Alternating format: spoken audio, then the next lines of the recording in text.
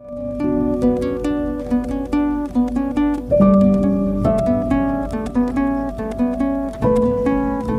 علیکم۔ Crime stories میں جو کہانی میں آپ کے لیے لے کر آئی ہوں اس کا عنوان ہے خون کا بدلہ خون۔ اس کے مصنف ہیں طاہر جاوید مغل اور یہ انسپکٹر نواز خان سیریز کی کہانی ہے۔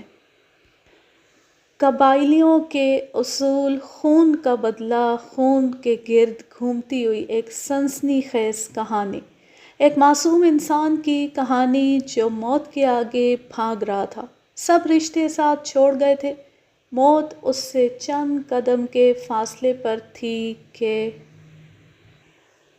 وہ عورت بھرکے میں تھی۔ یہ بھرکا بھی عجیب طرح کا تھا، ٹوپی والا نسواری رنگ کا بھرکا تھا۔ دور ہی سے نظر آتا تھا کہ اس کا کپڑا ریشمی ہے۔ ایسے بھرکے عورتیں عموماً صوبہ سرحد میں پہنتی ہیں۔ بھرکے والی بڑی تیزی سے اندر داخل ہوئی۔ چال ڈھال سے اندازہ ہوتا تھا کہ وہ نوجوان ہے اور بہت گھبرائی ہوئی ہے۔ برآمدے میں کھڑے سنتری نے اسے روک کر کچھ پوچھنا چاہا، لیکن وہ رکے بغیر آگے بڑھ آئی۔ ایک لمحے کے لیے گردن اٹھا کر اس نے مختلف دروازوں پر لگی ہوئی تختیاں دیکھیں، پھر سیدھی اس دروازے کی طرف آئی جس پر SHO لکھا ہوا تھا۔ یہ میری کمرے کا دروازہ تھا۔ لڑکی کے انداز سے ظاہر ہو گیا کہ وہ پڑھی لکھی ہے۔ کمرے کے دروازے پر رک کر وہ ذرا ہچکچائی، پھر اندر آئی اور لرزتی کانپتی سی کرسی پر بیٹھ گئی۔ فرمائیے، میں کیا خدمت کر سکتا ہوں؟ آپ سے مدد لینے آیا ہے جی۔ بڑا مصیبت میں ہے۔ آپ کو خدا اور رسول کا واسطہ ہمارا مدد کریں۔ وہ پشتو آمیز اردو میں بولی۔ اس کا لہجہ بہت کھنکدار تھا۔ میں سن رہا ہوں بی بی، جو بات ہے کھل کر بتاؤ، میں نے نرم لہجے میں کہا۔ ایک دم وہ رونے لگی۔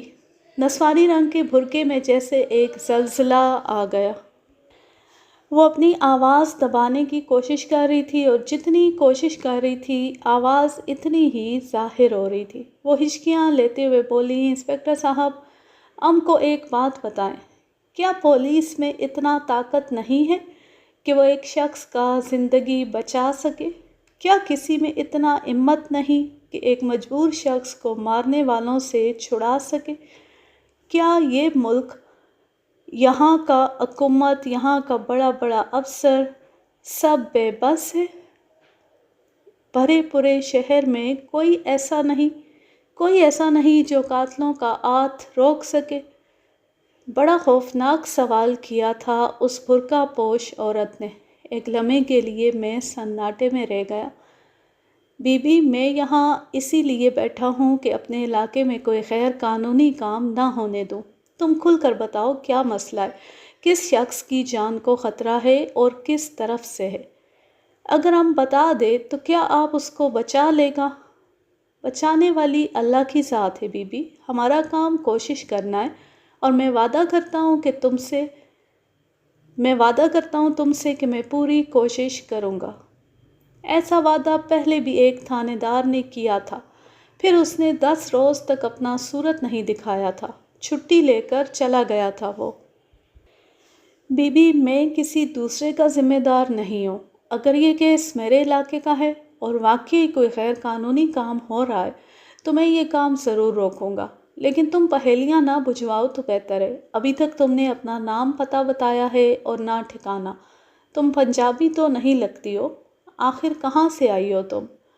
وہ کچھ دیر بھرکے کی جالی کی اوٹ سے میرا جائزہ لیتی رہی، پھر ایک خوبصورت ہاتھ بھرکے کی سلوٹوں میں سے برآمد ہوا اور اس نے بھرکے کو سامنے سے اٹھا کر سر پر رکھ لیا۔ وہ ایک خوبصورت پٹھان لڑکی تھی، رنگ سفید، آنکھیں بادامی، صورت سے اندازہ ہوتا تھا کہ تھوڑا بہت پڑھی لکھی بھی ہے۔ اس نے SHO نام کی تختی پڑھ لی تھی تو ظاہر ہے 8-10 جماعتیں تو پڑھی ہوگی۔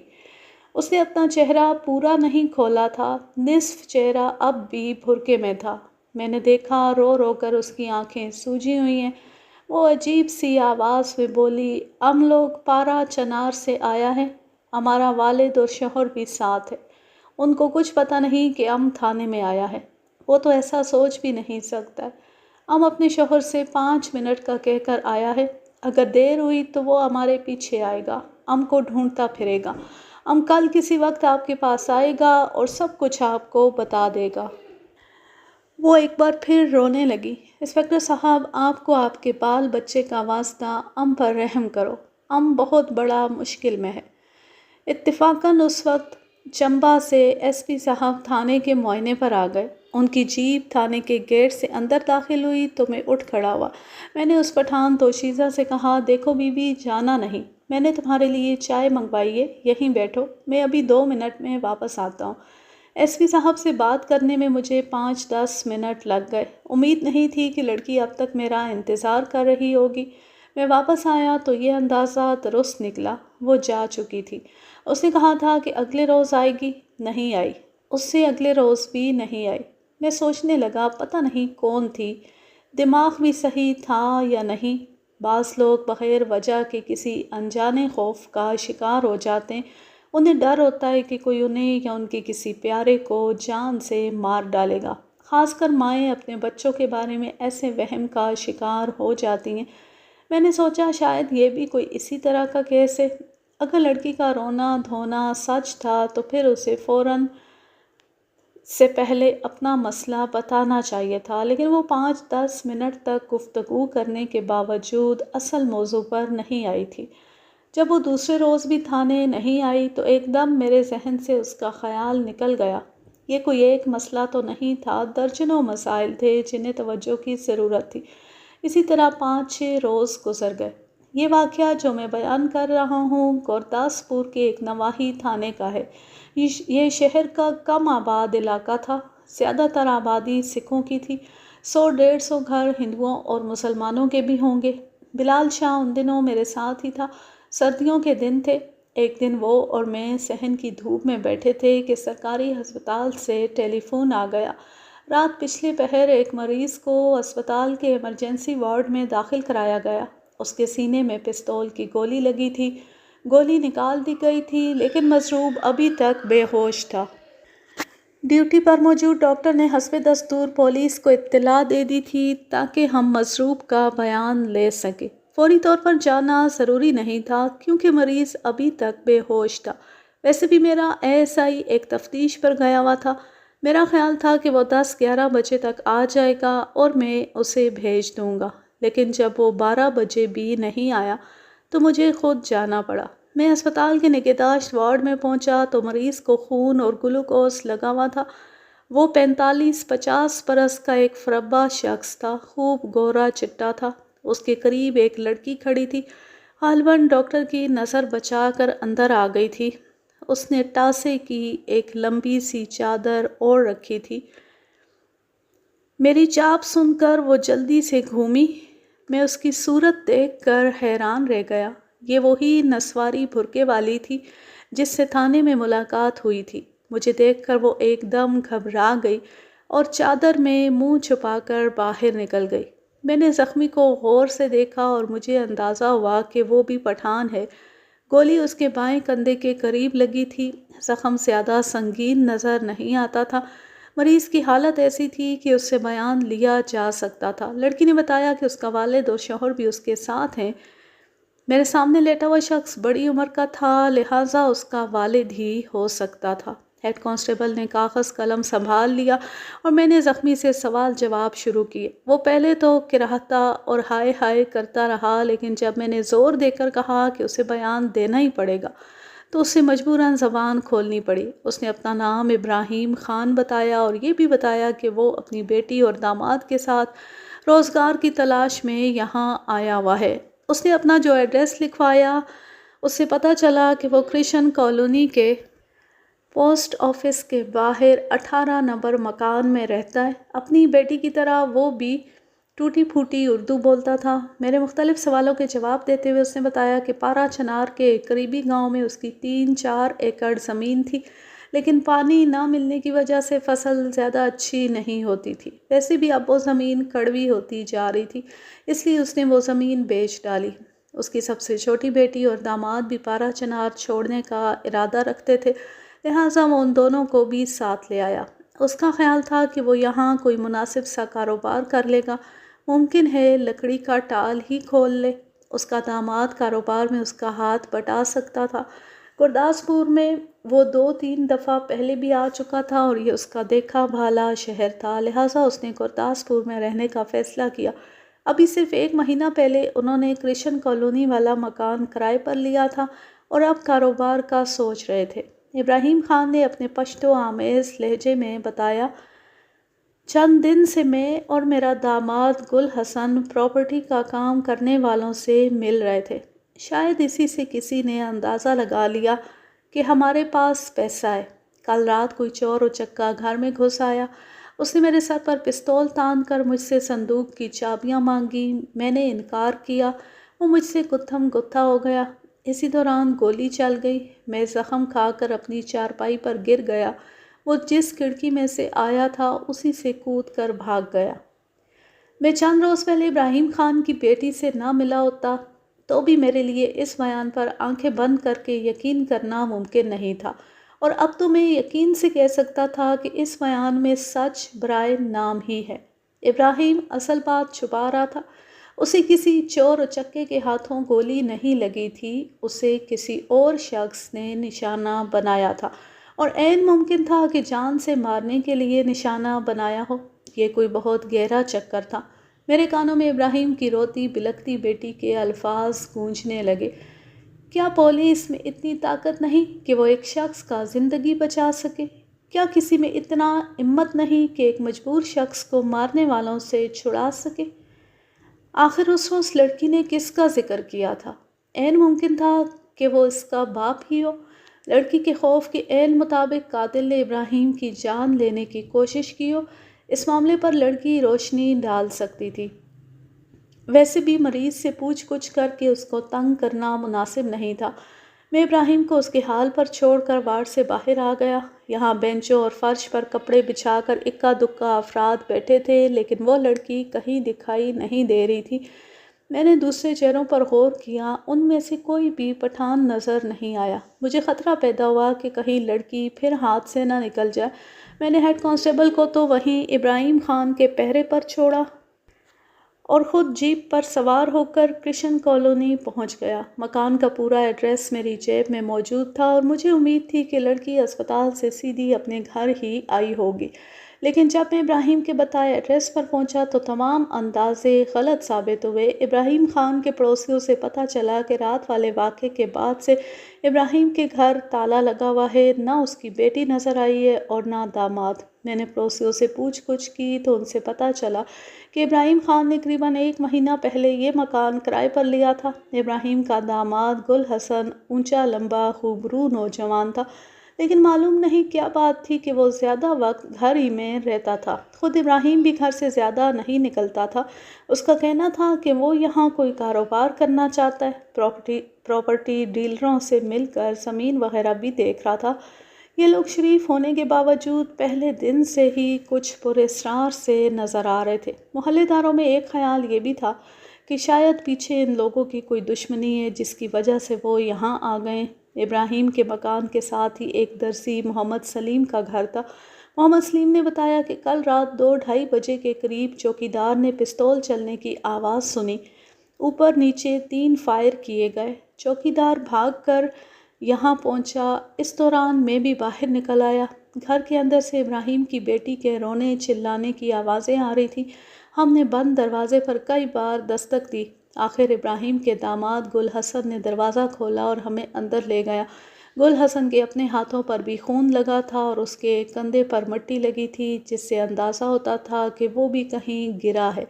ہم اندر پہنچے تو ابراہیم چارپائی پر پڑا تھا اور پشتو زبان میں کسی کو برا بھلا کہہ رہا تھا۔ وہ بہت غصے میں دکھائی دیتا تھا۔ ہم نے فوراً اسے ایک ٹیکسی کار میں ڈالا اور اسپتال لے آئے۔ پڑوسیوں اور محلے داروں کے بیان سے یہ شبہ اور مضبوط ہوتا تھا کہ یہ سیدھا سادہ چوری یا ڈکیتی کا کیس نہیں، بلکہ اس کے پیچھے کوئی اور معاملہ ہے۔ نہ جانے کیوں میری چھٹی حس اعلان کرنے لگی کہ اب گل حسن اور اس کی بیوی جلد ہی گھر واپس نہیں آئیں گے۔ عین ممکن تھا کہ وہ شہر ہی چھوڑ گئے ہوں یا کسی ایسی جگہ شفٹ ہو گئے ہوں جہاں کوئی واقف حال ان تک نہ پہنچ سکتا ہو۔ ان حالات میں ہمارے پاس واحد راستہ یہ تھا کہ ابراہیم خان سے پوچھ گچھ کریں اور پتہ چلائیں کہ یہ پٹھان گھرانہ آخر کس چکر میں یہاں پہنچا ہے، اور اگر انہیں کچھ لوگوں سے خطرہ ہے تو وہ کون لوگ ہیں۔ کرشن کالونی سے میں تھانے پہنچا اور دوپہر کا کھانا کھاتی واپس اسپتال روانہ ہو گیا۔ اسپتال میں نئے سال کی سب سے حیرت ناک خبر میری منتظر تھی۔ ابراہیم خان شدید زخمی حالت میں اسپتال سے فرار ہو گیا تھا۔ اس کا بستر خالی پڑا تھا۔ وہاں ایک سٹینڈ پر گلوکوز اور دوسرے پر خون کی بوتل جھول رہی تھی۔ پہرے پر موجود ہیڈ کانسٹیبل کا رنگ خوف سے پیلا ہو رہا تھا۔ جناب، میں چھوٹے پیشاب کے واسطے 1 منٹ کے لیے برانڈے میں گیا تھا، واپس آیا تو خان غائب تھا۔ میرے خیال میں ہیڈ کانسٹیبل جھوٹ بول رہا تھا، دراصل اس نے لاپرواہی کی تھی۔ اس نے سوچا کہ بندے کو خون اور گلوکوز لگا ہوا ہے، اس حالت میں اس نے کہاں دفع ہو جانا ہے۔ وہ چائے پانی کے لیے وارڈ سے باہر نکل گیا تھا۔ اسی دوران ابراہیم فرار ہونے میں کامیاب ہو گیا تھا۔ میں نے اپنے مخبروں کو چوکس کر دیا تھا۔ اس کے علاوہ تھانے کے عملے کو بھی ہدایت کرتی تھی کہ وہ جہاں کسی مشکوک پٹھان کو دیکھیں فوراً پوچھ گچھ کریں۔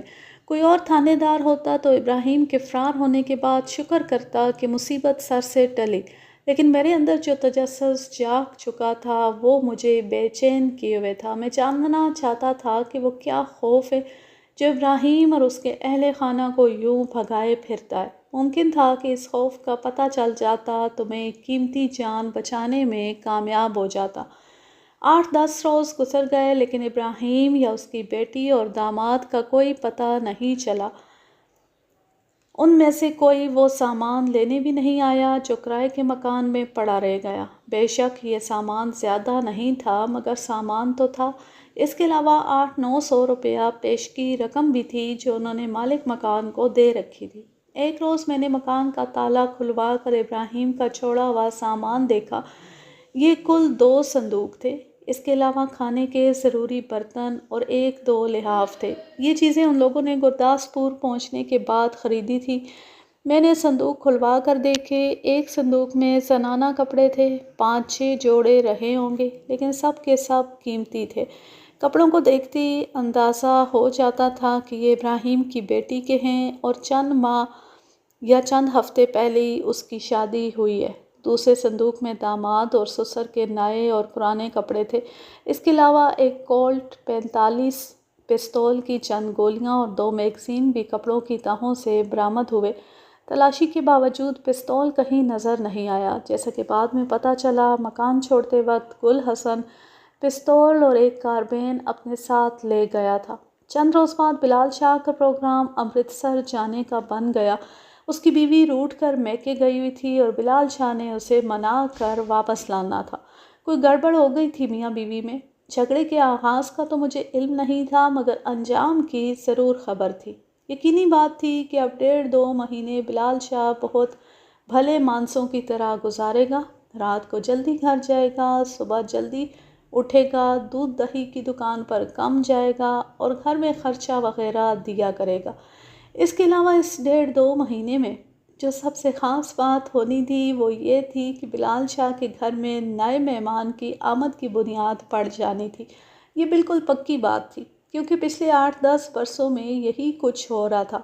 جھگڑا کسی بھی طرح کا ہو سکتا تھا مگر اس کا انجام ایک نیا بچہ ہوتا تھا۔ بہرطور میں نے بلال شاہ کو نیک تمناؤں کے ساتھ رخصت کیا اور ساتھ ہی یہ ہدایت بھی کی کہ وہ امرتسر میں ابراہیم کا کھوج لگانے کی کوشش کرے۔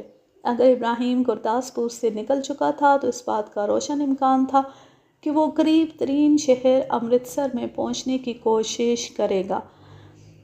میں نے بلال شاہ کو ہدایت کی کہ وہ سادہ لباس میں ایک کانسٹیبل کو بھی ساتھ لے جائے اور سنجیدگی سے کوشش کرے۔ کوشش کا طریقہ بہت آسان تھا۔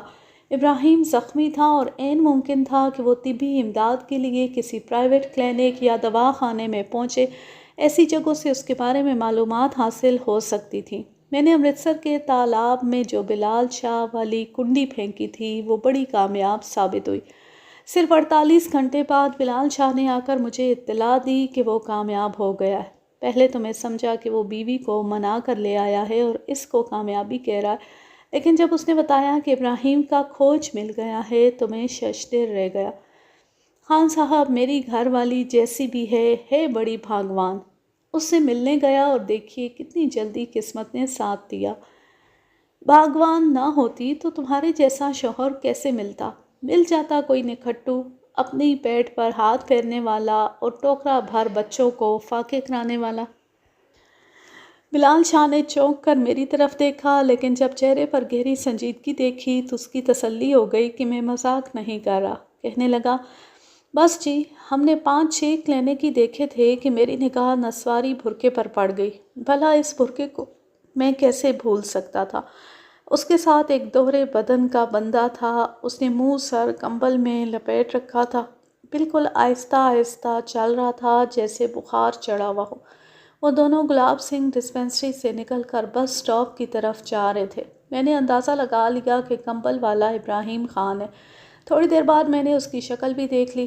اس کے بعد سوال ہی پیدا نہیں ہوتا تھا کہ میں اس کا پیچھا چھوڑتا۔ وہ جس بس میں سوار ہوئے میں بھی اس میں بیٹھ گیا۔ کانسٹیبل بھگت سنگھ بھی میرے ساتھ تھا۔ اس کے گھر تک پہنچ کر چھوڑا ہم نے۔ بلال شاہ نے ابراہیم کا مکمل ایڈریس مجھے لکھوا دیا اور پھر لکیریں کھینچ کر سارا پتہ ٹھکانہ سمجھا دیا۔ یہ لونگاں والی کھوئی سے تھوڑا آگے چڑے والے چوک کا علاقہ تھا۔ ابراہیم نے اس دفعہ چھپنے کے لیے گنجان آبادی پسند کی تھی، بالکل جیسے کوئی بکری کسائی کے ہاتھوں سے بچنے کے لیے بکریوں کی بھیڑ میں گھس جاتی ہے۔ فوری طور پر میری سمجھ میں یہ بات نہیں آئی کہ ابراہیم اور اس کی بیٹی کا ٹاکرا کیسے ہو گیا۔ اس کی بیٹی 12 بجے کے قریب اسپتال سے نکل گئی تھی، جبکہ ابراہیم پچھلے پہر 2:30-3 بجے غائب ہوا تھا۔ میں نے سوچا شاید انہوں نے پہلے سے کوئی جگہ طے کر رکھی تھی۔ مجھے بھروسہ تھا کہ بلال شاہ نے پوری احتیاط سے پیچھا کیا ہوگا اور ایسا کوئی خدشہ نہیں کہ وہ لوگ چوکنے ہو کر وہاں سے نکل جائیں۔ پھر بھی میں کوئی رسک لینا نہیں چاہتا تھا۔ میں نے اسی وقت بلال شاہ کو ساتھ لیا اور ابراہیم سے اور اس کی بیٹی سے ملنے نکل کھڑا ہوا۔ شام کے 6 بجے تھے جب ہم امرتسر پہنچے۔ چڑے والے چوک تک پہنچتے 1 گھنٹہ اور لگ گیا۔ تقریباً 7 کا وقت ہوگا جب ہم نے مکانوں میں گھرے ہوئے ایک چھوٹے سے مکان کے دروازے پر دستک دی۔ چند لمحے بعد کسی نے دروازہ کھولا اور دروازے کی اوٹ سے پوچھا، کون ہے؟ میں آواز پہچان گیا۔ یہ وہی نسواری بھرکے والی لڑکی تھی۔ میں نے کہا، یہ میں ہوں، انسپکٹر نواز۔ لڑکی پردہ بھول کر سامنے آ گئی۔ اس کی آنکھیں پھٹی ہوئی تھیں اور منہ حیرت سے کھلا تھا۔ غالباً اسے یقین نہیں آ رہا تھا کہ وہ جاگتی آنکھوں سے میری صورت دیکھ رہی ہے۔ اتنے میں میری نظر ابراہیم پر پڑ گئی۔ وہ ایک کمرے کے ادکھلے دروازے میں کھڑا ڈرے ڈرے انداز میں بیرونی دروازے کی طرف دیکھ رہا تھا۔ مجھے پہچاننے کے بعد شاید وہ چھپنے کی کوشش کرتا، لیکن میری آواز نے اس کے پاؤں پکڑ لیے۔ میں نے دروازے سے ہی پکار کر کہا، ابراہیم، 1 منٹ کے لیے باہر آؤ، میں نے بات کرنی ہے تم سے۔ ابراہیم کے لیے چھپنے کا راستہ بند ہو گیا تھا۔ وہ جہاں کھڑا تھا وہیں کھڑا رہ گیا، پھر دھیمے قدموں سے چلتا ہماری طرف بڑھنے لگا۔ اس نے کمبل کی بکل مار رکھی تھی۔ مجھے اندازہ ہوا کہ کمبل کے نیچے اس نے پستول وغیرہ چھپا رکھا ہے۔ بہت حیران ہو کر اس نے پوچھا، تھانے دار صاحب، آپ یہاں؟ اسپتال سے تم بتائے بغیر نکل گئے، تمہارا بیان لینا بھی تو ضروری تھا۔ وہ گمسم کھڑا میری طرف دیکھتا رہا جیسے سمجھ نہ پا رہا ہو کہ میں کیا کہہ رہا ہوں۔ پھر قدرے بیزاری سے بولا، یقین نہیں آ رہا کہ آپ میرا بیان لینے کے لیے اتنی دور آئے ہیں، اور پھر میرا بیان لینا کوئی ضروری بھی نہیں تھا۔ جو تھوڑی بہت بات تھی وہ میں نے بتا ہی دی تھی۔ اگر اتنی بات ہوتی جتنی تم نے بتائی تھی تو پھر مجھے کیا ضرورت تھی یوں خجل خراب ہونے کی؟ تم بھی اچھی طرح جانتے ہو کہ بات اتنی نہیں جتنی تم نے بتائی تھی۔ میری آنکھوں میں دیکھ کر وہ کچھ گھبرا سا گیا۔ میں سمجھا نہیں، آپ کیا کہہ رہے ہیں؟ چھپانے سے کوئی فائدہ نہیں ابراہیم، شاید تمہیں خبر نہیں کہ تمہاری بیٹی مجھ سے مل چکی ہے۔ ابراہیم کا چہرہ ایک دم زرد پڑ گیا۔ بولا، پتہ نہیں آپ کیسی باتیں کر رہے ہیں۔ میں نے کہا، پٹھانوں کی مہمان نوازی تو بہت مشہور ہے ابراہیم، میرا خیال تھا کہ تم مجھے اندر آنے کو کہو گے۔ وہ جیسے چونک کر ایک طرف ہٹ گیا۔ میرے اور بلال شاہ کے لیے یہ موقع غنیمت تھا۔ ہم دونوں فوراً اندر داخل ہو گئے۔ دروازے میں داخل ہوتی بائیں طرف ایک اور دروازہ تھا، یہ اس مکان کی چھوٹی سی بیٹھک تھی۔ ابراہیم نے ہمیں بیٹھک میں بٹھا دیا۔ اس وقت ہمیں اندازہ ہوا کہ ابراہیم کا داماد گل حسن بھی گھر میں ہے۔ حیرت کی بات تھی کہ اس کے گھر میں ہوتے ہوئے بھی زخمی سسر نے باہر آ کر دروازہ کھولا تھا۔ اس سے پہلے گرداسپور میں بھی ابراہیم کے پڑوسیوں نے بتایا تھا کہ گل حسن بہت کم گھر سے نکلتا ہے۔ اللہ جانے وہ کیوں پردے میں بیٹھا ہوا تھا۔ ہمیں بیٹھک میں بٹھا کر ابراہیم نے چائے پانی کے لیے باہر جانا چاہا، مگر میں نے بیٹھک میں ہی روک لیا۔ اس موقع پر اس کا بیٹی سے ملنا ٹھیک نہیں تھا۔ میں نے لمبی چوڑی تمہید باندھنی ضروری نہیں سمجھی اور کہا، دیکھو ابراہیم، یہ بات تم بھی اچھی طرح سمجھتے ہو کہ اگر یہ صرف چوری چکاری کا کیس ہوتا تو میں تمہارے پیچھے کبھی اتنی دور نہ آتا۔ تمہاری بیٹی مجھ سے مل چکی ہے اور وہ سب کچھ بتا چکی ہے جو تم چھپانا چاہتے ہو۔ کچھ لوگ تمہارے پیچھے ہیں اور وہ تمہیں جان سے مارنا چاہتے ہیں۔ تم اس سے پہلے پولیس کی مدد حاصل کرنے کی کوشش بھی کر چکے ہو لیکن ناکام رہے ہو۔ چند دن پہلے تم پر جو حملہ ہوا وہ اسی سلسلے کی ایک کڑی تھی۔ کیا میں غلط کہہ رہا ہوں؟ ابراہیم کا رنگ پھیکا پڑ گیا۔ اس نے کچھ کہنا چاہا لیکن ہونٹ کپ کپا کر رہ گئے۔ میں بے خبر نہیں ہوں لیکن چاہتا ہوں کہ سب کچھ تم اپنی زبان سے بتاؤ۔ اس میں تمہارا اپنا ہی فائدہ ہے۔ اگر میرے پاس درست معلومات ہوں گی تو یقینی بات ہے کہ میں تمہارے کام آ سکوں گا۔ ایک دم وہ بھڑک کر بولا، کیا کام آ سکو گے تم؟ کوئی ہمارے کام نہیں آ سکتا۔ یہ سب جھوٹی باتیں ہیں۔ ہمیں اپنی لڑائی اب خود ہی لڑنی ہے۔ آپ ہی جینا اور مرنا ہوگا۔ خدا کے واسطے ہمیں ہمارے حال پر چھوڑ دو، ہماری زندگی کو اور مشکل مت بناؤ۔ یاد رہے کہ ابراہیم یہ ساری باتیں پشتو نما اردو میں کر رہا تھا۔ میں قارئین کی آسانی کے لیے ان باتوں کو سیدھے سادے الفاظ میں بیان کر رہا ہوں۔ میں نے ابراہیم کی ڈھارس بندھانے کی کوشش کی اور اسے کہا کہ 5 انگلیاں ایک سی نہیں ہوتی۔ وہ آپ دیدہ ہو گیا اور پھر سسکیاں لینے لگا۔ اندر سے وہ بہت دکھی شخص تھا۔ میں نے کوشش کر کے اسے بولنے پر آمادہ کیا۔ اگلے 1 ڈیڑھ گھنٹے میں اس نے اپنے اور اہل خانہ کے بارے میں جو کچھ بتایا اس کا خلاصہ کچھ اس طرح ہے۔ ابراہیم آزاد قبائلی علاقے پارا چنار کا رہنے والا تھا۔ آج سے 2 برس پہلے وہ پارا چنار کے ایک نواحی گاؤں ترانڈی میں امن و چین کی زندگی بسر کر رہا تھا۔ تھوڑی سی زمین تھی اور کھیتی باڑی سے بآسانی گزارا ہو رہا تھا۔ ابراہیم اپنی 3 بیٹیوں کی شادی کر چکا تھا اور اب سب سے چھوٹی بیٹی سمر کی باری تھی۔ مقامی رواج کے مطابق ابراہیم نے سمر کا رشتہ 3000 روپے کے عوض گل حسن سے طے کر دیا۔ گل حسن ایک محنتی نوجوان تھا اور لکڑی منڈی میں سودے خریدتا اور فروخت کرتا تھا۔ ایک بیمار والدہ کے سوا آگے پیچھے اس کا کوئی نہیں تھا۔ گل حسن سے سمر کا رشتہ طے ہونے کے 4 ماہ بعد ایک حادثہ ہو گیا۔ گل حسن اپنے دوستوں کے ساتھ کونج کے شکار پر گیا ہوا تھا۔ وہاں اس کا جھگڑا موسیٰ زائی قبیلے کے چند نوجوانوں سے ہو گیا اور موسیٰ زائی قبیلے کا ایک لڑکا گل حسن کے ہاتھوں گولی لگنے سے ہلاک ہو گیا۔ قبائلی علاقوں کی دشمنی قدیم زمانے سے مشہور ہے۔ یہاں خون کا بدلہ خون ہوتا ہے اور مقتول کے وارث گل حسن کے پیچھے پڑ گئے، ہر جگہ اسے ڈھونڈنے لگے۔ دوسری طرف گل حسن میں بھی جان بچانے کی فطری خواہش موجود تھی۔ وہ اپنے خون کے پیاسوں سے چھپتا پھر رہا تھا۔ موسیٰ زائی قبیلے کے سردار کی ابراہیم خان سے الیک سلیک تھی۔ ایک روز وہ ابراہیم خان سے ملا اور اسے کہنے لگا کہ وہ گل حسن سے اپنی بیٹی کا رشتہ ختم کر دے، کیونکہ کچھ بھی ہو جائے انہوں نے گل حسن کو زندہ نہیں چھوڑنا۔ وہ کیوں اپنی بیٹی کی زندگی کو روک لگانا چاہتا ہے؟ جواب میں ابراہیم خان نے کہا، میں زبان دے چکا ہوں اور ہم جان دے دیتے ہیں لیکن زبان سے نہیں پھرتے۔ موسیٰ زائی کے سردار نے کہا، زبان تم نے زندہ انسان سے شادی کرنے کی دی تھی، بیٹی کو مردے سے بیانے کا وعدہ نہیں کیا تھا، اور گل حسن زندہ ہونے کے باوجود مردہ ہے۔ اسے ایک ایسے مورخ کی طرح سمجھو جس کی گردن کٹ چکی ہے اور وہ پھر بھی بھاگ رہا ہے۔ ابراہیم نے نرم پڑھتے ہوئے کہا، دیکھو میرے اور گل حسن کے درمیان جو معاملہ طے ہوا ہے اس کے مطابق 4 مہینے بعد مجھے بیٹی کی رخصتی کرنی ہے۔ اگر ان 4 مہینوں کے اندر اندر تم گل حسن کو قتل کر سکو تو ٹھیک ہے، ورنہ میں قول کے مطابق اسے بیٹی دینے پر مجبور ہوں گا۔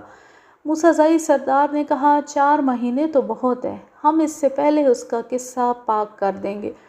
یوں دو پٹھانوں کے درمیان یہ عجیب و غریب معاملہ طے پا گیا کہ موسیٰ زئی والے 4 ماہ کے اندر اندر گل حسن کا کام تمام کر دیں گے۔ موسیٰ زئی کا سردار اٹھ کر جانے لگا تو ابراہیم خان نے کہا، لیکن ایک بات یاد رکھنا سردار، بیٹی کی رخصتی ہو گئی تو پھر گل حسن میرا داماد ہوگا، اور اگر تم میرے داماد کو مارنے آؤ گے تو مجھے اس کے کندھے سے کندھا ملا کر کھڑا ہونا پڑے گا۔ وقت اپنی مخصوص رفتار سے گزرتا رہا۔ پارا چنار کے برف سے ڈھکے ہوئے پہاڑوں پر شام اور صبح کے رنگ چڑھتے رہے، چٹانوں میں دشمنی پلتی رہی اور کھیتوں کھلیانوں میں انتقام سرگوشیاں کرتا رہا۔ آخر 4 مہینے گزر گئے۔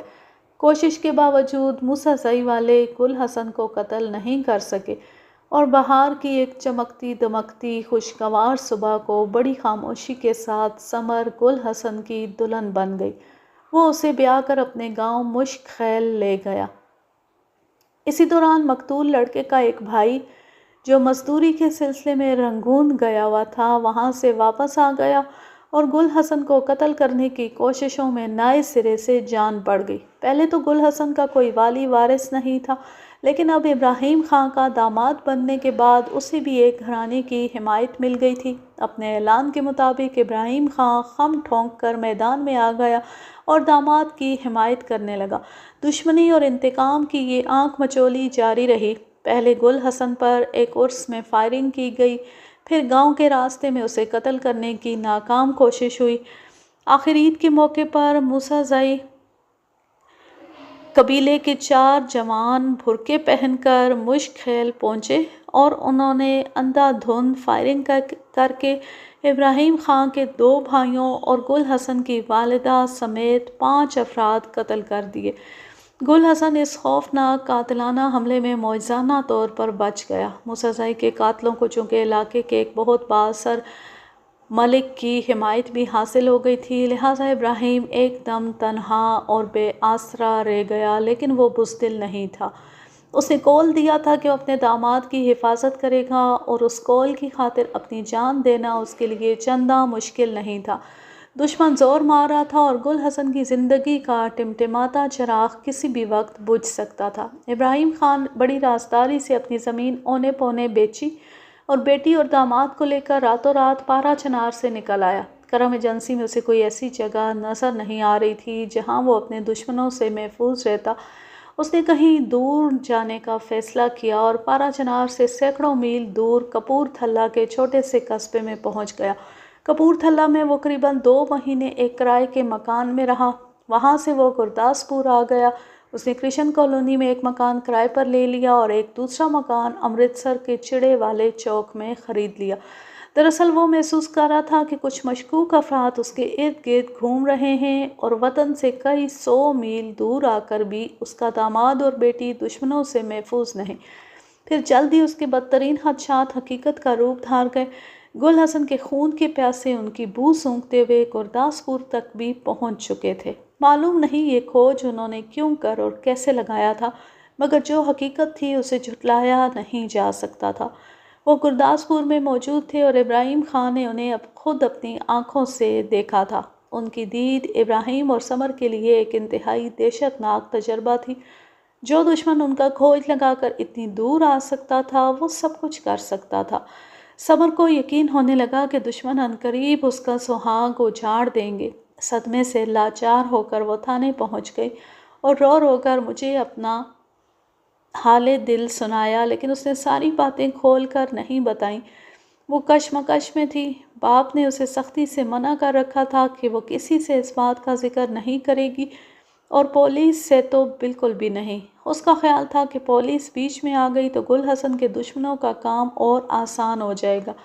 جس روز ثمر مجھ سے تھانے میں مل کے گئی، اس سے 6 دن بعد گل حسن کے دشمنوں نے اس پر ایک بھرپور وار کیا۔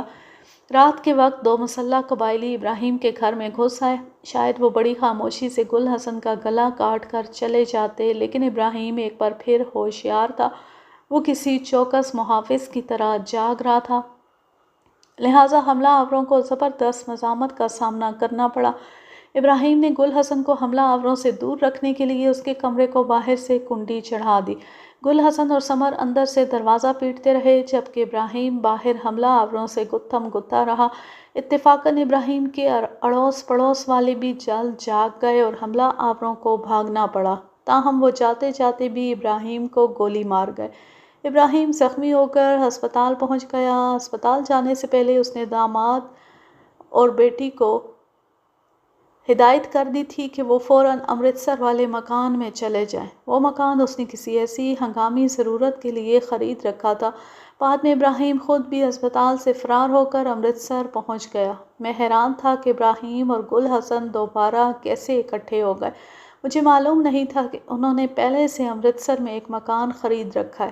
اب یہ بات بھی واضح ہو گئی تھی کہ گل حسن ہر وقت گھر میں کیوں گھسا رہتا ہے اور کیوں لوگوں سے زیادہ ملتا جلتا نہیں۔ ہماری باتوں کے دوران ہی گل حسن بھی پاس آ کر بیٹھ گیا۔ وہ ایک خوبصورت سا نوجوان تھا، محبت کرنے والا، مسکراہٹیں بکھیرنے والا اور آنکھوں میں سہانے خواب سجا کر رکھنے والا۔ پتہ نہیں کیسے اس کے ہاتھوں قتل ہو گیا۔ اب وہ خود بھی موت کے نشانے پر تھا اور دشمن ہاتھ اس کی شہرگ سے خون نچوڑنے کے لیے لپک رہے تھے۔ میں نے دیکھا اس کی آنکھوں میں افسردگی اور مایوسی کی دھند سی پھیلی ہوئی ہے۔ موت کا خوف کوئی معمولی خوف نہیں ہوتا، اور پھر ایسی موت جو پراسرار سائے کی طرح ارد گرد منڈلا رہی ہو اور کسی بھی وقت انسان کو دبوچ سکتی ہو۔ ایک بار جب ابراہیم نے زبان کا تالا کھول دیا تو پھر کچھ بھی نہیں چھپایا۔ تھانے دار صاحب، سچی بات تو یہ ہے کہ میں اپنے داماد کو یہاں بھی محفوظ نہیں سمجھ رہا۔ اللہ کرے میرا قیافہ غلط ہو، لیکن مجھے لگ رہا ہے موسیٰ زائی والے یہاں بھی پہنچ گئے۔ ایک محلے دار نے بتایا ہے کہ پرسوں ایک شخص بازار میں پوچھتا پھر رہا تھا کہ اس مکان میں کون لوگ آئے ہیں۔ وہ پٹھان تھا اور ٹوٹی پھوٹی اردو بولتا تھا۔ اب آپ کے آنے سے تھوڑی دیر پہلے سامنے گلی کی نکڑ پر ایک رکشہ کھڑا تھا، اس میں 2 پنجابی بیٹھے ہوئے تھے۔ ان میں سے ایک پنجابی کو میں گرداسپور میں بھی اپنے گھر کے آس پاس دیکھ چکا ہوں۔ میں نے دیکھا کہ ابراہیم کے سرخ و سفید چہرے پر تشویش کے سائے تھے۔ کچھ یہی کیفیت گل حسن کے چہرے پر بھی دکھائی دے رہی تھی۔ جیسا کہ میں نے بتایا ہے، وہ اپنی زندگی سے مایوس نظر آ رہا تھا۔ اس کی مایوسی سمجھ میں آنے والی بات تھی۔ جو لوگ صرف اس کی جان لینے کے لیے 5 بے گناہوں کو قتل کر چکے تھے اور اب اتنی دور اس کے پیچھے آ گئے تھے، وہ یوں ہی ناکام جانے والے نہیں تھے۔ ابراہیم، میرا خیال ہے اب تمہیں اپنی غلطی کا احساس ہونا چاہیے۔ تمہارے پیچھے آنے والے خاصے طاقتور لوگ ہیں اور پولیس کی مدد کے بغیر تم ان سے بچ نہیں سکو گے۔ تم نے کافی وقت ضائع کر دیا ہے۔ بہرحال اب بھی ہم سے جو کچھ بن پڑا ہم کریں گے۔ میں تمہارے لیے پولیس گارڈ کا انتظام کرتا ہوں۔ اس کے بعد سوچا جائے گا کہ تمہاری مستقل حفاظت کا کیا انتظام ہو سکتا ہے۔ ویسے تم اپنے طور پر تیاری کر رکھو، ممکن ہے تمہیں کسی اور جگہ شفٹ کرنا پڑے۔ ابراہیم اور گل حسن خاموشی سے میری باتیں سنتے رہے۔ لگتا تھا پریشانی نے ان کے ذہن معاف کر رکھے۔ میں نے جیب سے کولٹ پسٹل کے میگزین اور گولیاں نکالتے ہوئے پوچھا، یہ چیزیں تمہارے سامان سے نکلی ہیں؟ پستول کہاں ہے؟ ابراہیم ہچکچا کر بولا، ہمارے پاس ہی ہے۔ میرا خیال ہے اس کے علاوہ تمہارے پاس ایک رائفل بھی ہے۔ وہ خاموش رہا۔ میں نے اسے بتایا کہ یہ آزاد علاقہ نہیں، یہاں ان ہتھیاروں کے لیے لائسنس ضروری ہوتا ہے، لہٰذا وہ یہ چیزیں میرے حوالے کر دے۔ اسی اثناء میں دروازے پر نازک سی دستک ہوئی۔ یہ سمر تھی۔ اس نے پردے کی اوٹ سے چائے کی پیالیاں گل حسن کو تھما دی۔ گل حسن نے ایک پیالی واپس کرتے ہوئے پشتو میں کچھ کہا، جیسا کہ بعد میں پتہ چلا کہ اس نے کہا تھا کہ ابا جان چائے نہیں پئیں گے، ان کے لیے قہوہ لے آؤ۔ سمر قہوہ بنانے کے لیے واپس لوٹ گئی۔ چائے سے فارغ ہوتی میں اور بلال شاہ جانے کے لیے اٹھ کھڑے ہوئے۔ میں چاہتا تھا کہ جتنی جلدی ہو سکے مقامی تھانے دار سے مل کر ابراہیم کے گھر کی حفاظت کا انتظام کر لوں۔ جب ہم ابراہیم کے گھر سے نکلے رات کے 10 بج چکے تھے۔ سردی عروج پر تھی۔ امرتسر کی گلیاں کوچے سنسان نظر آ رہے تھے۔ ہم نے ایک ٹیکسی روکی اور تھانے کی طرف روانہ ہو گئے۔ راستے میں اچانک مجھے خیال آیا کہ اسلحے والی بات تو درمیان میں ہی رہ گئی۔ میں نے سوچا کہ ٹیکسی والے کو واپس چلنے کا کہوں، لیکن پھر ارادہ بدل دیا۔ ابھی تھوڑی دیر میں مجھے ابراہیم کے ہاں آنا تھا، اس وقت ان سے ہتھیار لیے جا سکتے تھے۔ ابھی ہماری ٹیکسی لونگا والی کھوئی کے پاس پہنچی تھی کہ اس کا ٹائر پنکچر ہو گیا۔ سکھ ڈرائیور ٹائر بدلنے میں مصروف ہو گیا اور ہم ایک دکان کے چھجے تلے کھڑے ہو کر باتیں کرنے لگے۔ بلال شاہ کبھی ڈرائیور کو کوس رہا تھا، کبھی پنکچر ہونے والے ٹائر کو گالیاں دے رہا تھا۔ دراصل اسے سخت نیند آ رہی تھی اور نیند اور بھوک تو اس سے برداشت ہوتی نہیں تھی۔ ان کے وہاں کھڑے کھڑے اچانک میری نگاہ ایک رکشے پر پڑی۔ وہ بڑی تیزی سے چڑے والے چوک کی طرف جا رہا تھا۔ رکشے میں 2 کی جگہ 3 افراد بیٹھے تھے اور ان میں سے کم از کم 2 پٹھان تھے۔ نہ جانے کیوں میری چھٹی حس کسی خطرے کا اعلان کرنے لگی۔ میں نے بلال شاہ سے پوچھا، تم نے رکشہ دیکھا ہے؟ نہیں تو۔ 2-3 پٹھان گئے چوک کی طرف اور مجھے شک ہے کہ وہ مسلح بھی ہیں۔ سکھ ڈرائیور پہیے کے نٹ کستے ہوئے ہماری طرف دیکھ رہا تھا۔ میرے چہرے کی پریشانی پڑھ کر بولا، کی گل ہے جناب، گھبرا جائے گئے ہو؟ سردار جلدی کرو، ایک بندے کا پیچھا کرنا ہے۔ میں وردی میں تھا، لہٰذا سکھ ڈرائیور نے بڑے جوش و خروش سے اسبات میں سر ہلایا۔ ہم دروازے کھول کر ٹیکسی میں بیٹھ گئے۔ اپنے اوزار ڈگی میں پھینک کر سکھ ڈرائیور نے بھی اسٹیئرنگ سنبھال لیا۔ ہم تیزی سے واپس مڑے اور چڑے والے چوک کی طرف روانہ ہو گئے۔ ابھی ہم ابراہیم خاں کے گھر سے 150 قدم دور ہی تھے کہ پستول کے 3-4 فائر ہوئے۔ یہ فائر میرے ساتھ ساتھ بلال شاہ نے بھی سنے۔ وہ سوالیہ نظروں سے میری طرف دیکھنے لگا۔ میں نے ہالسٹر سے اپنا ریوالور نکال کر چیک کیا۔ اتنے میں ٹیکسی مکان کے سامنے پہنچ چکی تھی۔ میرے کہنے پر ڈرائیور نے ٹیکسی روک دی۔ اس وقت خودکار رائفل کی تڑ تڑ سنائی دی۔ یہ آواز بہت صاف تھی اور یقینی بات تھی کہ ابراہیم کے مکان کے اندر سے آئی ہے۔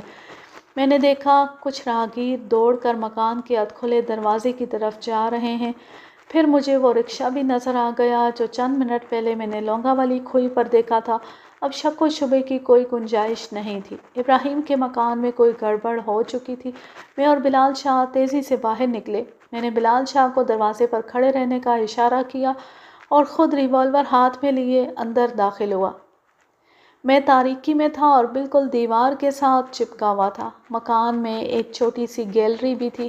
میرے دیکھتے ہی دیکھتے گیلری کی چھوٹی سی کھڑکی میں 2 شعلے چمکے اور دھماکوں کی آواز آئی۔ پھر میں نے زینے کے پاس ایک سائے کو تیزی سے حرکت کرتے دیکھا۔ دفتن مجھے احساس ہوا کہ گل حسن کی زندگی شدید خطرے میں ہے۔ یہ غور و فکر کرنے کا موقع نہیں تھا کہ وہ کون ہے۔ جو ہی میں برآمدے سے گزر کر ایک اندرونی کمرے کے دروازے پر پہنچا، ایک شخص میرے سامنے آ گیا۔ میرا چہرہ تاریکی کی طرف تھا اور اس کا روشنی کی طرف۔ اس سے پہلے کہ وہ مجھے ٹھیک طرح دیکھ سکتا، میں نے اسے پہچان لیا۔ وہ اہل خانہ میں سے نہیں تھا، وہ بڑے سے پگڑ والا قبائلی تھا۔ اس کا چہرہ سرخ انگارہ ہو رہا تھا۔ مجھے اس کے ہاتھ میں خود کار رائفل نظر آئی اور میں سمجھ گیا کہ ابھی جو تڑ تڑ گونجی تھی وہ اسی طاقتور رائفل کی آواز تھی۔ ایک لمحہ ضائع کیے بغیر میں نے اس رائفل پر ہاتھ ڈالا اور ٹانک کی بھرپور ضرب قبائلی کی چھاتی پر رسید کی۔ یہ بہت جچا تلا وار تھا۔ رائفل قبائلی کے ہاتھ سے نکل گئی اور وہ لڑکھڑاتا ہوا اندر کسی شیشے سے ٹکرایا اور اسے چکنا چور کر گیا۔ یہی وقت تھا جب مجھے اپنے عقب میں آہٹ سنائی دی۔ مجھے جھکنے میں ایک لمحے کی تاخیر بھی ہوتی تو ڈبل بیرل شاٹ گن کا وزنی دستہ عین میرے سر پر پڑتا۔ یہ دوسرا قبائلی تھا جو میرے برآمدے میں آنے سے پہلے ہی ایک ستون کی اوٹ میں کھڑا تھا۔ میں نے شاٹ گن کی ضرب بچا کر ریوالور والا ہاتھ پوری شدت سے اس کے منہ پر مارا۔ وہ اچھل کر اسی ستون سے ٹکرایا جس کے عقب میں کھڑا تھا اور پھر ایک دم صحن کی طرف بھاگ کھڑا ہوا۔ جیسا کہ بعد میں پتہ چلا اس کی شاٹ گن خالی ہو چکی تھی اور اس کے پاس اتنا وقت نہیں تھا کہ اسے دوبارہ لوڈ کر سکتا۔ جو ہی وہ صحن عبور کر کے بیرونی دروازے پر پہنچا، وہاں کھڑا بلال شاہ جن کی طرح اسے چمٹ گیا۔ میں نے پہلے دونوں کو بغلگیر ہوتے دیکھا، پھر وہ الٹ کر زمین پر گرے اور اوپر نیچے ہونے لگے۔ میری ٹانگ کھا کر کمرے کی تاریکی میں گرنے والا شخص گرنے کے بعد سنبھلا اور بڑے تیش کے عالم میں مجھ پر جھپٹا، لیکن اپنے تیش میں وہ یہ بھول گیا کہ اس سے چھینی ہوئی رائفل میرے ہاتھ میں ہے۔ میں نے ایک دم دائیں طرف ہو کر خود کو اس کی زد سے بچایا اور رائفل کی بڑی کراری ضرب اس کی کن پٹی پر لگائی۔ وہ چیخ کر ایک کرسی سے ٹکرایا اور اسے برابر کرتا ہوا صحن میں گرا۔ عین اسی لمحے زینوں پر کسی نے ریوالور سے مجھ پر گولی چلائی۔ یہ نشانہ خطا گیا۔ میں نے ستون کی اوٹ میں ہو کر اپنے ریوالور سے 2 جوابی فائر کیے۔ اس دوران گیلری سے بھی کولٹ پسٹل کے 2-3 فائر ہوئے، پھر خاموشی چھا گئی۔ خاموشی سے مراد یہ نہیں کہ سناٹا چھا گیا۔ دھماکوں کی آواز اور بہت سی آوازوں نے لے لی تھی۔ ان میں محلے داروں کی آوازیں تھیں جو گلی میں اور بیرونی دروازے کے قریب جمع ہو چکے تھے۔ پھر اس میں بلال شاہ کی چیخ و پکار تھی جس نے ایک قبائلی کو اپنے نیچے دبا رکھا تھا اور اب مجھے مدد کے لیے بلا رہا تھا۔ گیلری کی طرف سے کسی کی پکارنے کی آواز بھی آ رہی تھی۔ میں نے سب سے پہلے بلال شاہ کی طرف دھیان دیا۔ اس نے بڑی مہارت سے قبائلی کو کوئی پہلوانی لاک لگا رکھا تھا، مگر قبائلی بھی ایک کایاں تھا۔ وہ زور لگا کر اس لاک میں سے پھسلتا جا رہا تھا۔ میں نے 2 محلے داروں کے ساتھ مل کر اس قبائلی پر قابو پا لیا۔ اس کی جامع تلاشی لینا ضروری تھا، لیکن اس سے پہلے میں دوسرے 2 افراد کا اتا پتہ لگانا چاہتا تھا۔ عین ممکن تھا کہ وہ ابھی تک مکان میں ہی کہیں چھپے ہوں۔ میں زینوں کے پاس پہنچا تو ایک کھٹکے سے گیلری کا دروازہ کھلا اور اندر سے گل حسن بما اپنی بیوی کے برآمد ہوا۔ کولٹ پسٹل ابھی تک اس کے ہاتھ میں دبا ہوا تھا۔ مجھے دیکھ کر اس کے چہرے کا ہراس کسی حد تک کم ہو گیا۔ ثمر رو رہی تھی اور شوہر کے بازو سے چپکی ہوئی تھی۔ گل حسن کے ساتھ مل کر میں نے گھر کی ساری بتیاں جلا دیں، کونے خدروں میں جھانکا، الماریوں کے اندر دیکھا، کہیں کوئی دکھائی نہیں دیا۔ پھر ہم بیٹھک کی طرف بڑھے۔ اچانک ثمر نے چیخ ماری اور بھاگ کر اس جسم سے لپٹ گئی جو فرش پر لہو لہان پڑا تھا۔ یہ ابراہیم خان تھا۔ ثمر نے اس کا چہرہ سیدھا کیا اور ہم سکتے میں رہ گئے۔ وہ مر چکا تھا۔ خودکار رائفل کی آدھ چٹانک وزنی گولی اس کی پیشانی میں لگی تھی اور کنپٹی پھاڑ کر نکل گئی تھی۔ اس کا مغز کنپٹی کے سوراخ سے نکل کر رخسار پر بہہ رہا تھا۔ خدا کی پناہ، کتنا خوفناک نظارہ تھا۔ ابھی 20-25 منٹ پہلے یہ شخص اسی جگہ میرے سامنے بیٹھا باتیں کر رہا تھا۔ اس کی آنکھوں میں روشنی تھی، جسم میں حرارت تھی اور ذہن میں سوچیں تھیں۔ اب کچھ بھی نہیں تھا۔ ایک بے جان لاشا جو اپنے لیے چند گز لٹھے اور ایک قبر کے سوا کچھ نہیں مانگ رہا تھا۔ اس کے قریب ہی الائچی والے قہوے کی پیالی اوندھی پڑی تھی۔ یہ قہوہ اس کی قسمت میں نہیں تھا، لہٰذا اس کے حلق میں جانے کی بجائے فرش پر بچھی دری میں جذب ہو گیا تھا۔ ثمر نے اس بے جان لاشے کو اپنے بازوؤں کے حلقے میں لے لیا اور دل دوز آواز میں بین کرنے لگی۔ میں اس دل خراش منظر سے نگاہیں بچا کر بیٹھک سے باہر آ گیا۔ اب گھر کے اندر اور باہر درجنوں لوگ جمع ہو چکے تھے۔ میں نے ہدایت کی کہ سب لوگ مکان سے باہر چلے جائیں۔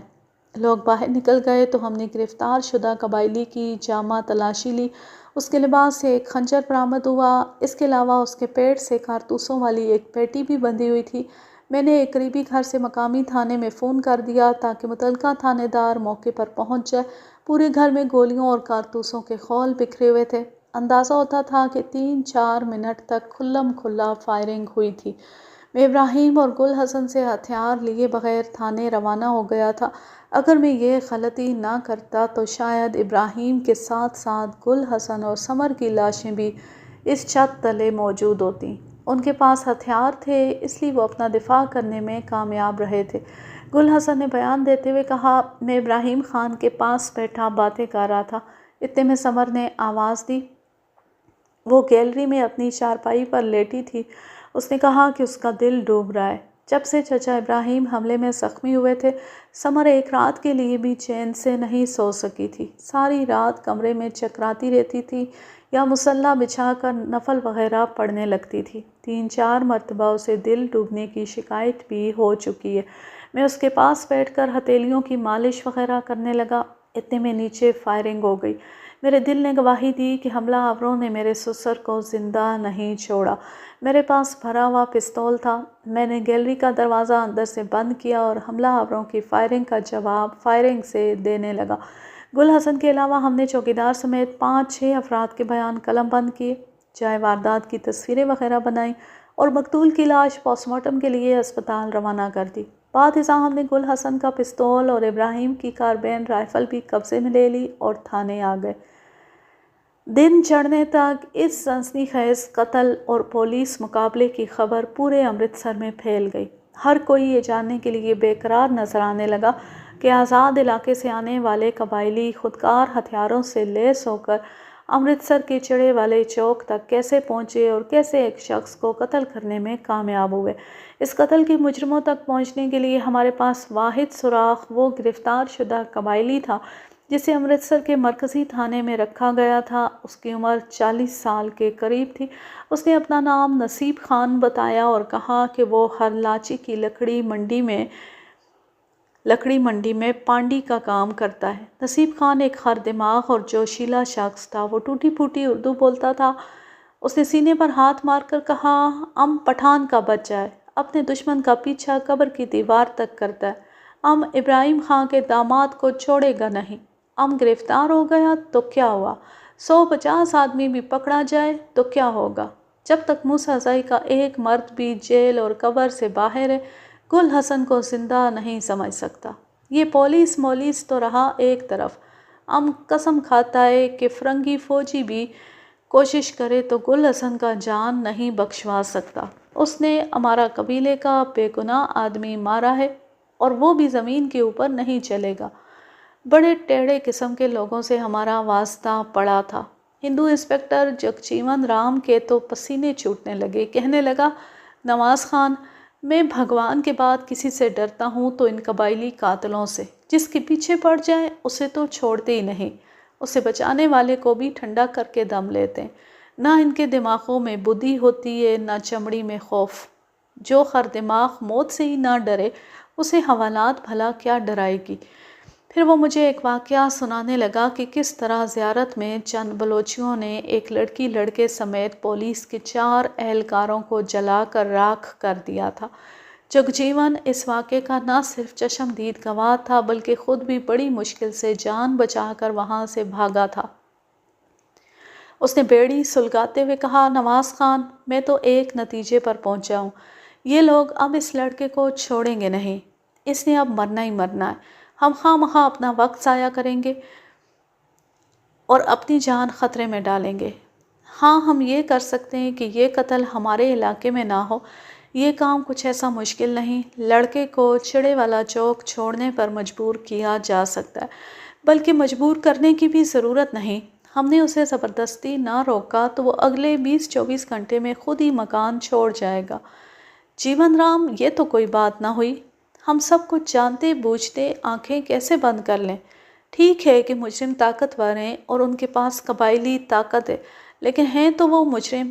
ان کے سامنے گھٹنے ٹیکنے کا مطلب یہ ہے کہ ہم قانون کی شکست تسلیم کر رہے ہیں اور ایک بے سہارا شخص کو قاتلوں کے سپرد کر رہے ہیں، جو آخری امید کے طور پر ہماری طرف دیکھ رہا ہے۔ کم از کم مجھ سے تو ایسا نہیں ہو سکے گا جیون رام۔ انسپکٹر جیون رام برا سا منہ بنا کر چپ ہو گیا، جیسے اسے مجھ سے ایسی بے وقوفی کی توقع تھی۔ جیون رام جو کچھ کہہ رہا تھا وہ سارا غلط بھی نہیں تھا۔ قبائلی لوگ جب کسی کا پیچھا کرتے ہوئے کہیں پہنچتے ہیں تو پھر انہیں روکنا ناممکن ہو جاتا ہے۔ یہ لوگ جرم بھی جہاد سمجھ کر کرتے ہیں اور اس جہاد میں بڑی سے بڑی مصیبت جھیلنے کے لیے تیار رہتے ہیں۔ اس کی ایک مثال گرفتار شدہ قبائلی نصیب خان کی صورت میں ہمارے سامنے تھی۔ وہ بڑے دھڑلے سے اعتراف کر رہا تھا کہ اس نے نہ صرف ابراہیم کے قتل میں تعاون کیا ہے بلکہ گل حسن کو قتل کرنے کی کوشش بھی کی ہے، اور اس کے علاوہ پولیس مقابلے میں بھی کسی سے پیچھے نہیں رہا۔ اب ایسے حوالاتی کو بندہ کیا ڈرائے دھمکائے اور کیا مارے پیٹے؟ میں نے بڑے ہیلے بہانوں سے نصیب خان کو بولنے پر آمادہ کیا۔ میں نصیب خان سے اس دشمنی کی وجہ جاننا چاہتا تھا جو اب موت بن کر گل حسن کا پیچھا کر رہی تھی۔ ابراہیم خان نے جو کچھ بتایا تھا وہ تصویر کا ایک رخ تھا، ممکن تھا کوئی دوسرا رخ بھی ہو۔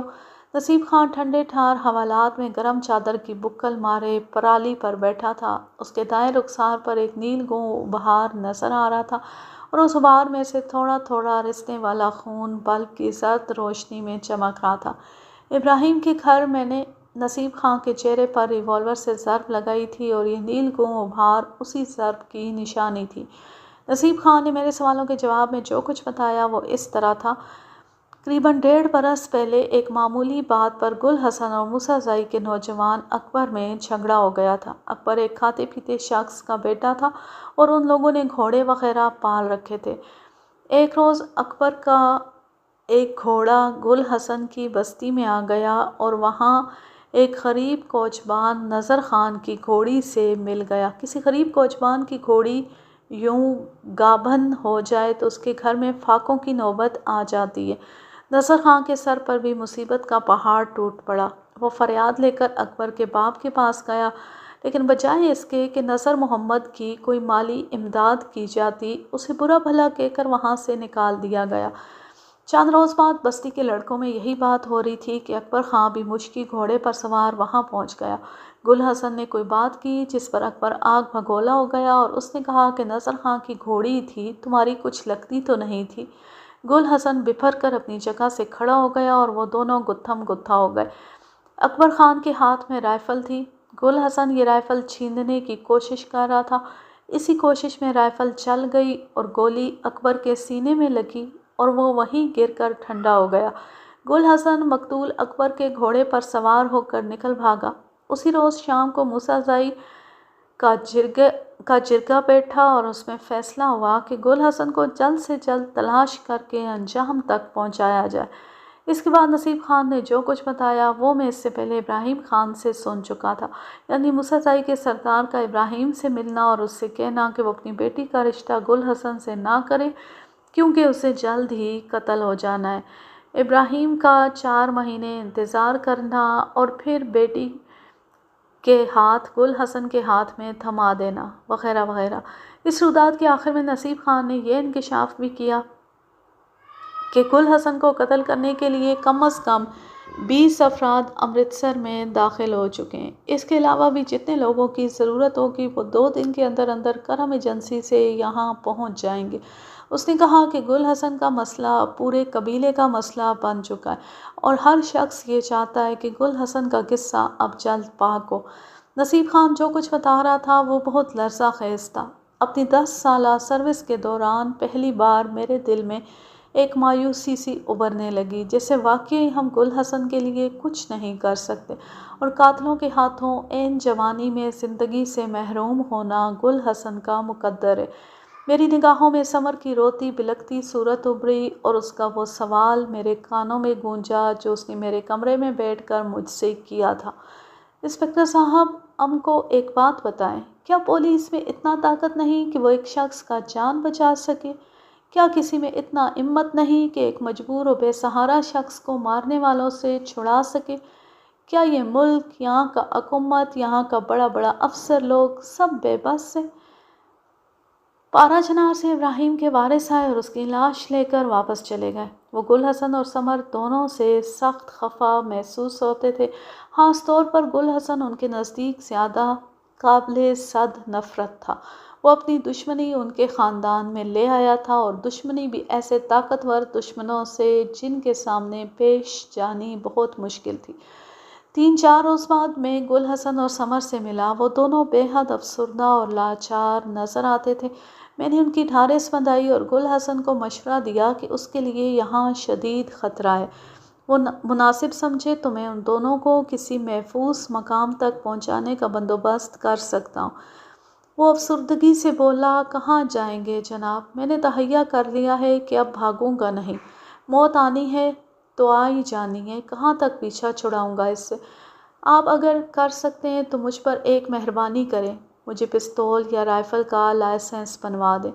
تم آزاد علاقے کے رہائشی ہو، یہاں تمہارا لائسنس بننا بہت مشکل ہے۔ بہرطور میں کوشش کروں گا۔ میں واپس گرداسپور چلا گیا، تاہم جانے سے پہلے اپنی طرف سے گل حسن کی حفاظت کا پورا انتظام کر گیا۔ کم از کم 2 سفید پوش مسلح کانسٹیبلوں کو ہر وقت گل حسن کے ساتھ رہنا تھا، مگر اس طرح کہ وہ خود بھی اس نگرانی سے بے خبر رہے۔ اس کے گھر کے پاس مسلح آدمی تعینات کر دیے گئے۔ میں چاہتا تھا کہ گرداسپور پہنچ کر ایس پی سے بات کروں اور اس سے پوچھوں کہ اس کے نزدیک اس مسئلے کا کیا حل ہے اور کیا مجرم یوں ہی دندناتے رہیں گے یا ہم ان پر کسی طرح قابو بھی پا سکتے ہیں۔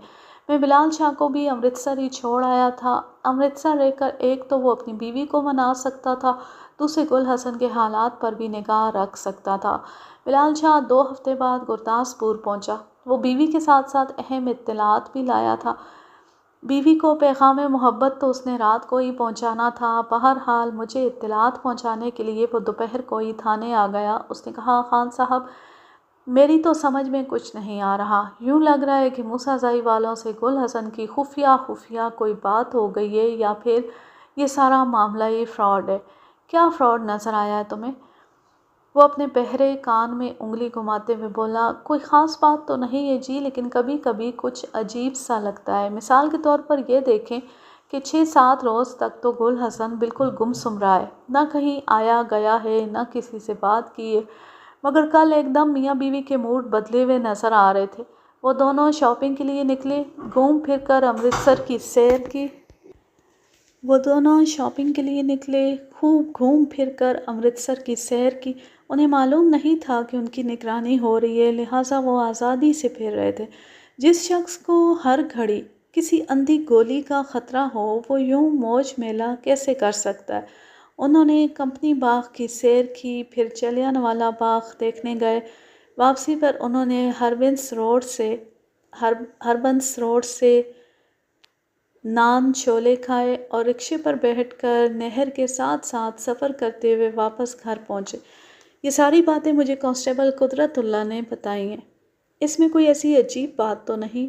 ہو سکتا ہے گل حسن بیوی کا غم غلط کرنے کے لیے اسے گھمانے پھرانے لے گیا ہو۔ آخر کسی کے سوگ میں کوئی کب تک گھر میں بند رہ سکتا ہے؟ جناب بات سوگ کی نہیں، ڈر خوف کی ہے۔ قدرت اللہ کہہ رہا تھا کہ وہ دونوں بالکل بے خوف ہو کر گھوم پھر رہے تھے، اور اس کا اندازہ تھا کہ وہ آج پھر نکلیں گے۔ چلو جو بھی ہے، مجھے پرسوں ایک کام سے امرتسر جانا ہے، گل حسن سے بھی مل کر آؤں گا۔ میں دوپہر کے بعد فارغ ہوا اور امرتسر کے بڑے تھانے سے سیدھا چڑے والے چوک پہنچا۔ گل حسن گھر میں تھا۔ میری دستک پر اس نے دروازہ کھولا۔ وہ صاف ستھرے کپڑوں میں تھا، شیو بنی ہوئی تھی، سر کے بالوں میں خوشبودار تیل لگا تھا۔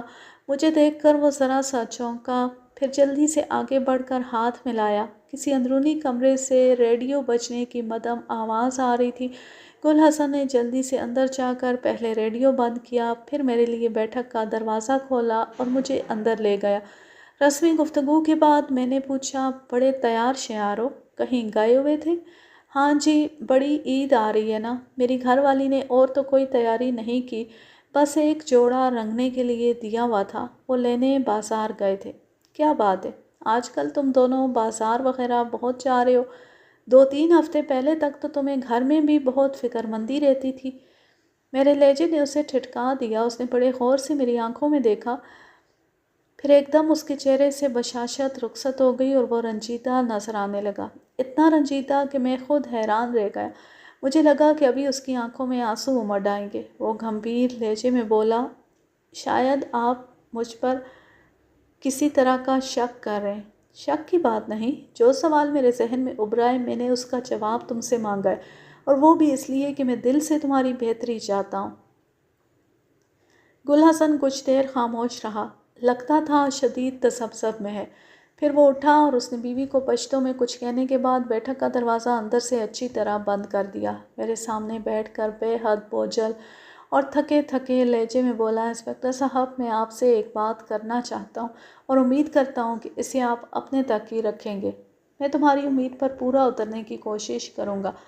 جناب پچھلے ہفتے کے شروع میں ملک بخت خان سے ملنے گیا تھا۔ یہ ملک بخت کون ہے؟ موسیٰ قبیلے کا چھوٹا سردار ہے۔ وہ یہاں امرتسر میں موجود ہے۔ اس کے ساتھ 15-20 بندے بھی ہیں۔ آپ سمجھ ہی گئے ہوں گے کہ وہ یہاں کیوں آئے ہوئے ہیں۔ ان کا ایک ہی مقصد ہے، جس طرح بھی ہو جلد سے جلد میرا کام تمام کریں۔ لیکن تم ان سے ملنے کیوں چلے گئے، اور تمہیں پتہ کیسے چلا کہ بخت خان کہاں ہے؟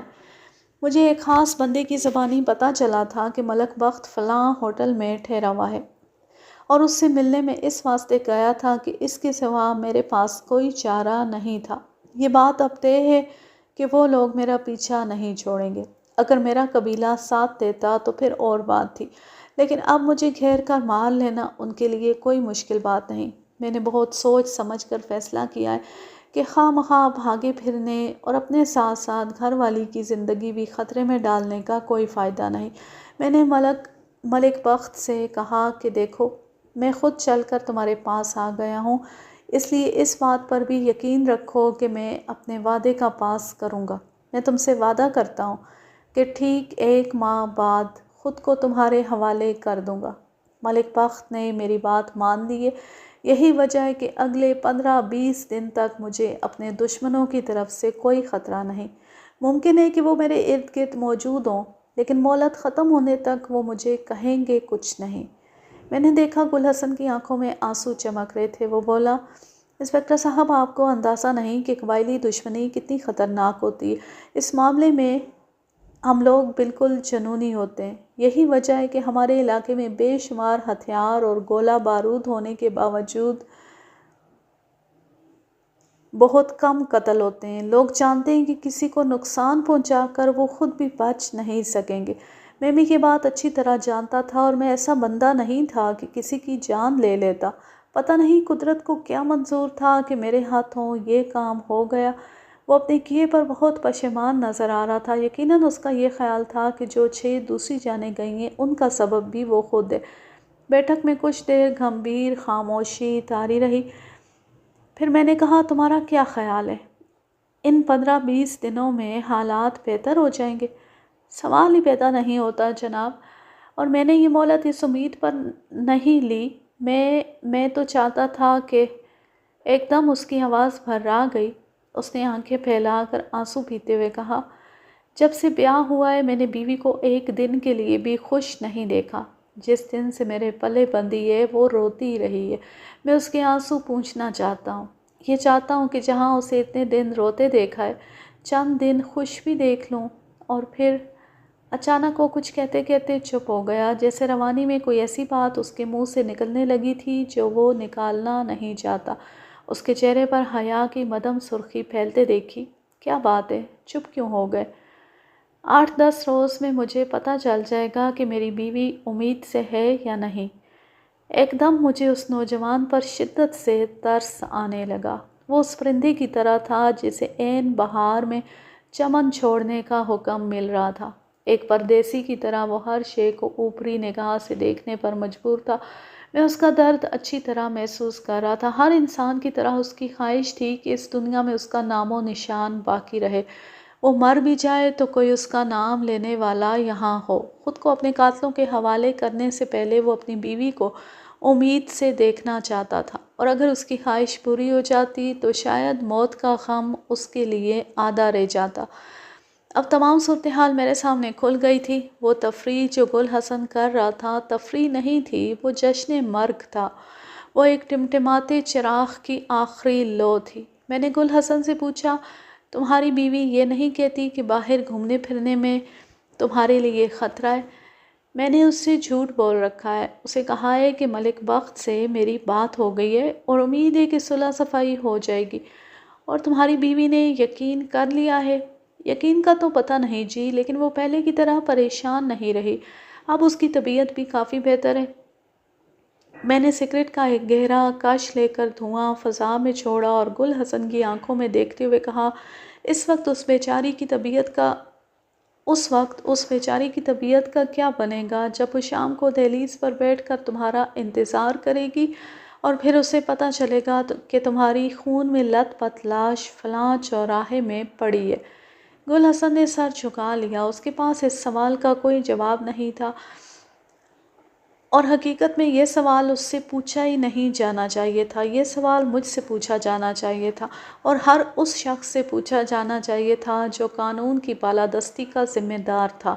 وہیں بیٹھے بیٹھے چند سیکنڈز کے اندر اندر میں نے فیصلہ کیا کہ میں گل حسن کی جان بچانے کے لیے موسیٰ زائی والوں سے ملوں گا۔ میں نے گل حسن سے پوچھا کہ ملک بخت اب کہاں ہے؟ مجھے ٹھیک طرح معلوم نہیں۔ اس سے میری ملاقات ہری سنگھ ہوٹل کے 15 نمبر کمرے میں ہوئی تھی، لیکن اس کے بعد وہ ہوٹل چھوڑ گیا تھا۔ کسی اور سے اس کا پتہ چل سکتا ہے؟ بہت مشکل ہے جی، وہ لوگ پوری طرح چوکس ہیں۔ اور جناب، میری ایک درخواست بھی ہے آپ سے، آپ اس معاملے میں نہ پڑیں، کوئی فائدہ نہیں ہے سوائے اس کے کہ آپ اپنی جان بھی خطرے میں ڈالیں گے۔ میں نے تھوڑی دیر گل حسن سے اس موضوع پر گفتگو کی اور اندازہ لگایا کہ وہ مجھے ملک بخت وغیرہ سے دور رکھنا چاہتا ہے، اور عین ممکن تھا کہ اسے ملک بخت کے نئے ٹھکانے کا پتہ بھی نہ ہو۔ حوالاتی نصیب خان ایک ایسا شخص تھا جس کے ذریعے میں موسیٰ کے لوگوں تک پہنچ سکتا تھا، لیکن اس کے لیے حکمت عملی کی ضرورت تھی۔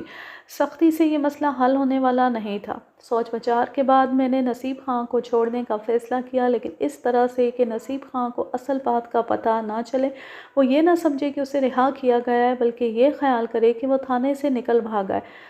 2 روز بعد بڑی عید تھی۔ جس تھانے میں نصیب خان کو رکھا گیا تھا اس کا زیادہ تر عملہ چھٹی پر جا چکا تھا۔ جو چند ایک رہ گئے تھے ان میں سے بھی 2-3 عید کی رات کو چلے گئے۔ میرے پروگرام پر عمل درآمد کے لیے یہ موقع بہت مناسب تھا۔ لاک اپ میں نصیب خان کے علاوہ کوئی حوالاتی نہیں تھا۔ میں نے سنتری کو حکم دیا کہ وہ شام کے بعد لاک اپ کو تالا لگانا بھول جائے۔ مجھے یقین تھا کہ نصیب خان کتنا بھی سیدھا سادہ ہے، پنجرہ کھلا دیکھ کر اڑنے کی کوشش ضرور کرے گا۔ میں نے اس کے تعاقب کا پورا انتظام کر رکھا تھا۔ ہم نے جو جال بچھایا تھا اس میں پاؤں رکھنے میں نصیب خان نے کافی دیر لگائی، بہرحال ہمیں مایوس نہیں کیا۔ رات 10 بجے کے قریب اس نے سنتری کو دبی دبی آوازیں دی، پھر لاک اپ سے نکلا اور دیوار کے سائے سائے چلتا تھانے کے گیٹ سے باہر نکل گیا۔ غالباً اس نے سوچا تھا کہ جب سارا تھانہ عید منانے میں مصروف ہے تو وہ کیوں اس خوشی سے محروم رہے۔ میں سادہ کپڑوں یعنی شلوار قمیض میں تھا، اوپر گرم چادر لپیٹ رکھی تھی۔ اس دور کے رواج کے مطابق سر پر گول گرم ٹوپی تھی۔ اسکوٹر پر سوار ہو کر میں نصیب خان کے پیچھے گیا۔ نصیب خان نے لونگا والی کھوئی تک 2-2.5 فرلانگ کا فاصلہ بڑی تیزی سے طے کیا، پھر ایک تنگ گلی میں گھس گیا اور عام رفتار سے چلنے لگا۔ میں بھی پیدل ہو گیا اور اسکوٹر کو ساتھ کھینچتا اس کے پیچھے چلنے لگا۔ نصیب خان گاہے گاہے مڑ کر دیکھ لیتا، لیکن گلی میں چونکہ چہل پہل تھی لہٰذا اسے شک ہونے کا چانس بہت کم تھا۔ اگلے چوک میں پہنچتی وہ ایک بس پر سوار ہو گیا اور الیگزینڈر گراؤنڈ کے علاقے میں پہنچ گیا۔ یہاں ایک چھوٹی سی گلی میں صرف قابلی پٹھانوں کے گھر تھے، اس کے علاوہ لکڑی کے چند ٹال اور کوئلے کے گودام بھی تھے۔ جب نصیب خان بس سے اتر کر اس علاقے میں پہنچا تو مجھے بے حد محتاط ہونا پڑا۔ میں نے اسکوٹر ایک زیر تعمیر مکان کے سامنے کھڑا کیا اور پیدل ہی نصیب خان کے پیچھے چل دیا۔ تقریباً 1 فرلانگ چلنے کے بعد نصیب خان لکڑی کے ایک ٹال میں داخل ہو کر میری نگاہ سے اوجھل ہو گیا۔ ٹال کے سامنے سے گزرتے ہوئے میں نے اچھی طرح اس جگہ کا جائزہ لیا۔ وہ ایک بہت بڑا ٹال تھا، 2-3 کنال جگہ ہوگی۔ بلندی تک لکڑی کے ڈھیر لگے ہوئے تھے۔ ٹال سے 40-50 گز آگے جا کر میں ایک ٹی اسٹال پر رک گیا۔ ٹی اسٹال کا مالک بھی قابلی تھا، لیکن کسی پیدائشی سکھ کی طرح پنجابی بولتا تھا۔ میں نے اس سے پوچھا کہ وہ سامنے والا ٹال کس کا ہے؟ اس نے کسی حاجی مرجان کا نام لیا۔ میں نے پوچھا کہ حاجی مرجان اس وقت کہاں ہوگا؟ جب ٹی اسٹال کا کوتاہ قد مالک میرے اس سوال کا جواب دے رہا تھا، اچانک پیچھے سے 2 افراد نمودار ہوئے اور میرے دائیں بائیں کھڑے ہو گئے۔ دونوں قابلی تھے اور انہوں نے گرم چادریں اوڑھ رکھی تھیں۔ ایک شخص جس کا رنگ سرخ و سفید تھا تیکھے لہجے میں بولا، تم کو لالا بلاتا ہے۔ کون لالا؟ ہمارے ساتھ آؤ، ہم تم کو بتاتا ہے۔ میرے بدن میں سنسنی کی لہر دوڑ گئی۔ اس شخص کا لہجہ خطرناک تھا۔